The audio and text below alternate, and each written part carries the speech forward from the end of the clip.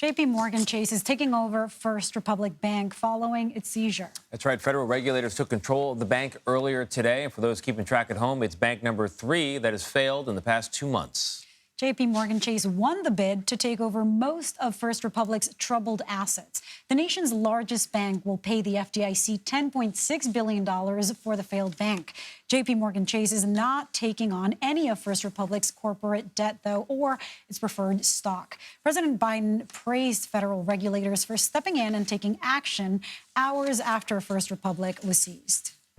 I'm pleased to say that the regulators have taken action to facilitate the sale of First Republic Bank and ensure that all depositors are protected and the taxpayers are not on the hook. These actions are going to make sure that the banking system is safe and sound, and that includes protecting small businesses across the country who need to make payroll for workers and their small businesses. All right, let's get to Wall Street Journal reporter Rachel Ensign. Rachel, thank you very much for being here. Corporate debt, preferred stock, that's above my pay grade. Regular people who were going to First Republic as customers, now that this deal has been approved, what does it mean for them? They're now customers of JPMorgan, but will their money be impacted in any way?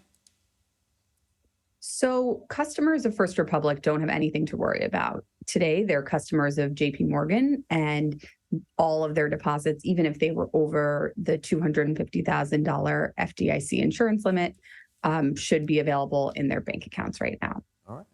You know, but when this was all starting, Jamie Dimon was one of those people who was pushing to save the bank, who was encouraging others to throw money at it. It clearly was not enough. I just wonder, I mean, JPMorgan now becomes even bigger, too big to fail. How much of the acquisition for JPMorgan or how much are they taking in terms of risk? And what does this mean for banking, that these big banks are only getting bigger? That's a great point. Since the financial crisis, the biggest banks have just continued to get bigger. And that's mainly been because of consumer preference. You know, people increasingly prefer banking at the bigger banks. But, you know, this is obviously another step in that direction. And essentially, the federal government held an auction. They took bids, and JPMorgan was able to use the might of its balance sheet to make a bid that was better than all of the smaller banks were able to offer. You know, Rachel, JPMorgan Chase, maybe we should call it JPMorgan Chase and First Republic Chairman and CEO Jamie Dimon, he has said that this move will stabilize the markets. That's his belief anyway. He also thinks that the whole banking industry will improve or be in an improved condition as a result of this. Is that a wish or a prediction or both? Well, I think he has a good point in that this was the last remaining question mark from that March panic, when all of these people pulled their money out of checking accounts because they were afraid of the health of the banks, and Silicon Valley Bank failed, Signature failed, and First Republic was just kind of hanging out there teetering for weeks. So it doesn't seem like there's any other huge question mark out there right now.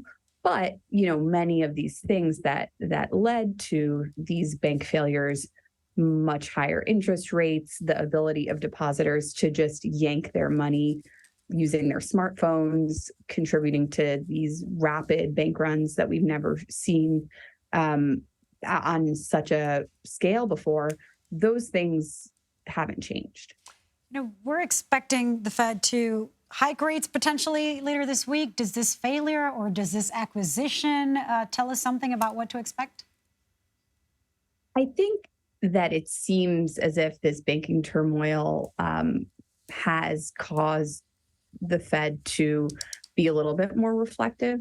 But at the same time, you know, their mandate is to try to keep inflation in check. So they have to balance those things, and inflation still is, you know, above where they would like it to be. All right, Rachel Ensign. Rachel, thank you very much for your time today.